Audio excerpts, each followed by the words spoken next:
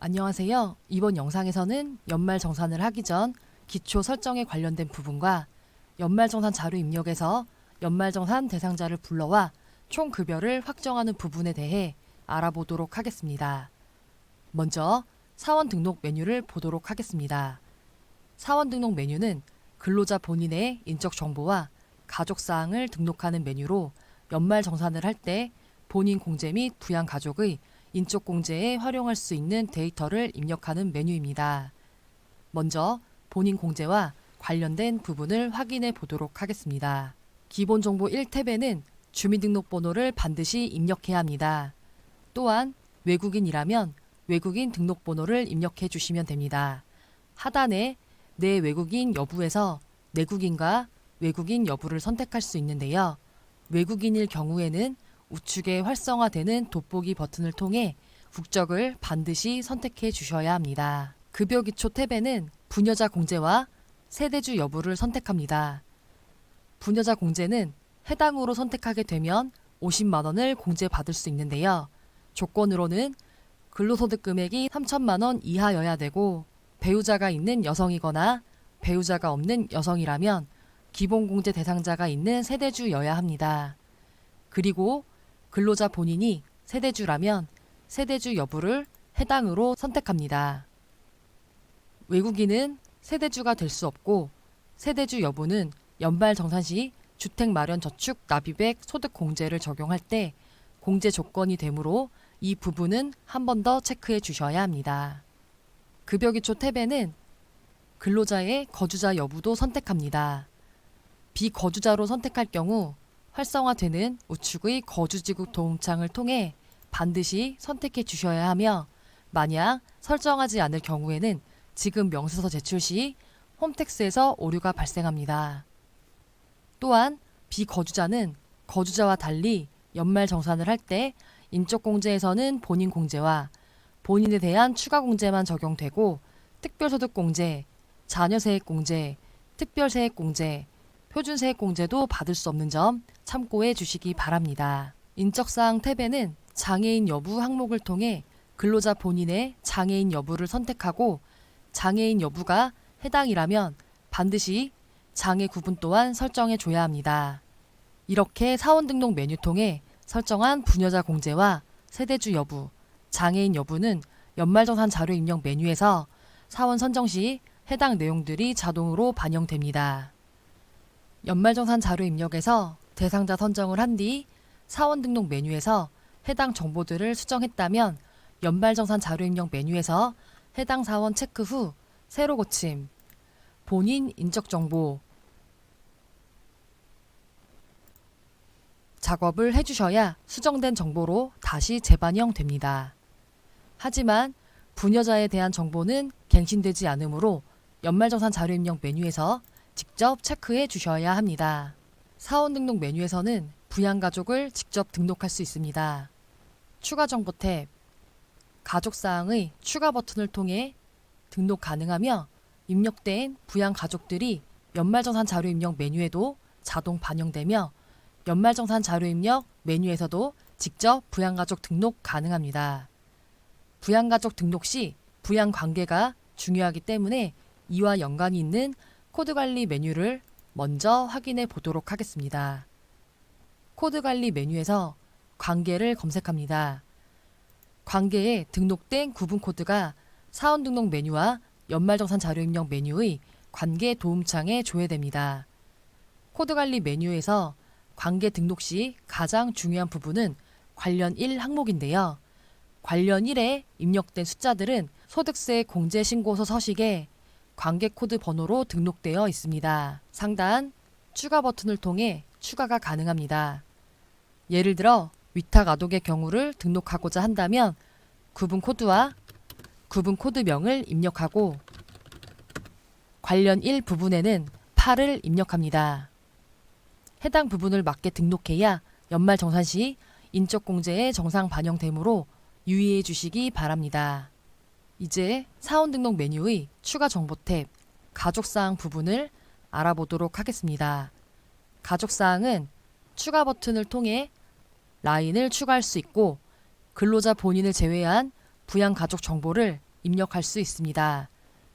주민번호, 연말정산 대상, 부양 여부, 장애 여부는 연말정산 자료 입력에서 부양가족공제 해당 여부를 판단하기 때문에 정확하게 입력해야 합니다.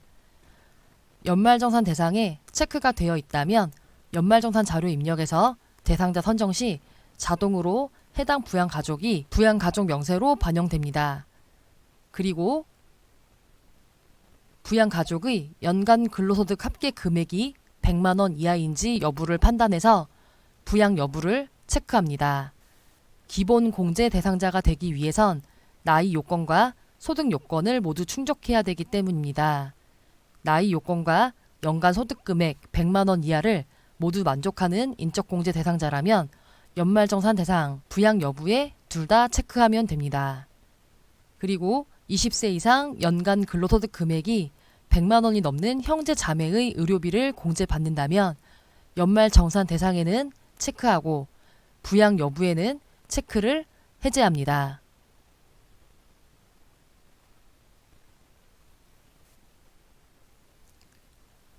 부양가족이 장애인이라면 장애 여부와 장애 구분을 선택합니다.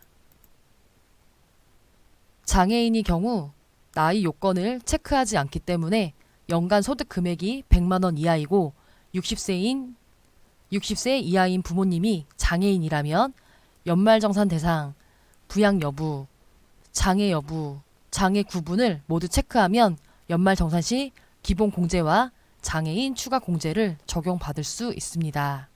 연말정산을 할 때는 연간 근로소득에서 비과세 소득을 제외한 총 급여액을 기준으로 계산합니다.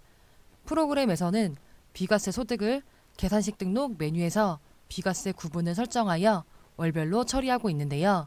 먼저 비과세 소득에는 대표적으로 실비 변상적 급여가 있고 여기에는 자가운전 보조비, 피복비, 벽지수당 등이 있습니다. 그 중에서 우리는 자가운전 보조비 설정으로 확인해 보도록 하겠습니다. 화면 우측에 있는 과세 구분을 비과세로 설정하고 비과세 구분을 자가운전 보조비로 선택합니다. 자가운전 보조금의 경우는 H03 코드로 설정하면 됩니다. 계산식 등록에서 비과세 설정이 되어 있다면 먼저 급여 계산에서 자동으로 비과세 한도만큼 비과세 처리되는 것을 확인할 수 있습니다. 다음으로 국외근로 비과세 설정 방법에 대해 알아보도록 하겠습니다.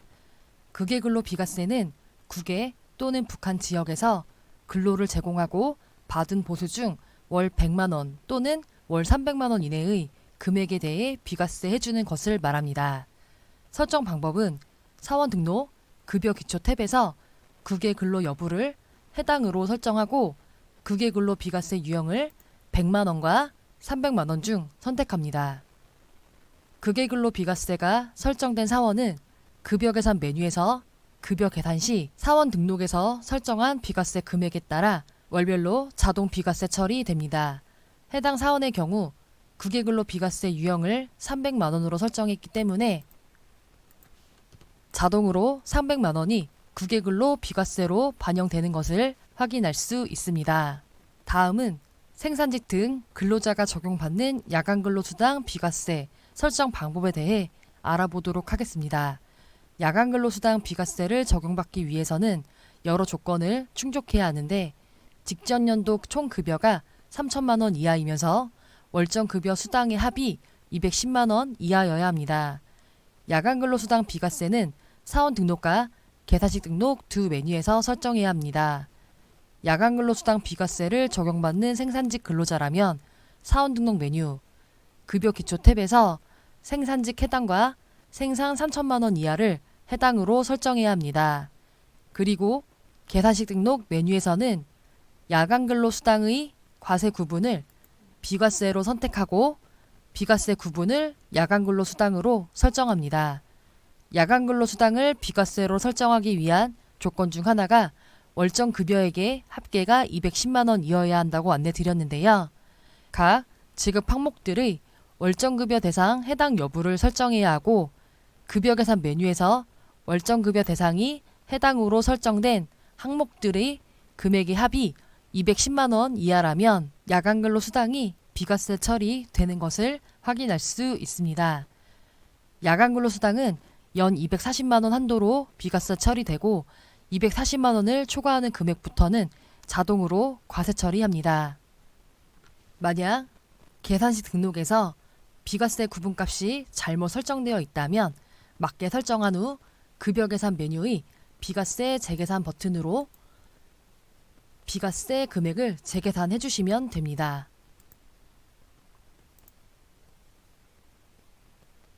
다음은 세액 감면 설정 방법에 대해 알아보도록 하겠습니다. 사원 등록 급여 기초 탭에서 감면 유형을 설정해야 하는데 대표적으로 문의가 많은 중소기업 취업자 소득세 감면으로 설명드리도록 하겠습니다.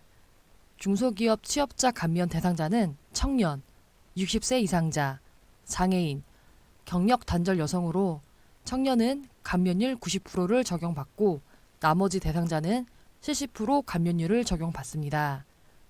감면 대상자는 감면 유형에서 중소기업 취업자 소득세 감면으로 선택하고 감면 종료일과 중소취업 감면율을 선택합니다. 해당 값이 하나라도 누락된다면 감면 적용이 되지 않으므로 유의하시기 바랍니다. 설정이 되었다면 입력된 종료일까지 감면 적용되어 월별로 감면세액이 계산되고 한도가 연 200만 원이므로 당해 연도 중간에 200만 원을 모두 공제받았다면 그 이후엔 소득세가 100%로 계산되니 해당 부분 유의하시기 바랍니다. 감면세액은 소득자별 근로소득 원천징수부 62번 감면세액통에 확인 가능합니다.